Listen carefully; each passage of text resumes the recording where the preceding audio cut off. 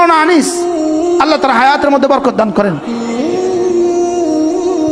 আনিসের এখন মাহফিলের তাকাজা কত? অনেক বলেন, অনেক। কত কত?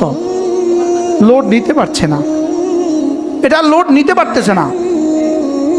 কারণ শুধু এক আলিয়া মাদ্রাসার চাকরি ছেড়ে দিছে। কারণটা কি? আর আনিসের চেয়ে বড় আলেম তো এদেশে আর নাই, আনিসের চেয়ে সুন্দর ওয়াজ করনেওয়ালা তো এদেশে আর নাই, আনিসের চেয়ে সুন্দর গলাওয়ালাও তো আর এদেশে কেউ নাই। হ্যাঁ, আছে আছে, লেকিন তার চেয়ে বেশি ওয়াজ এখন বাংলাদেশের কারণ নাই।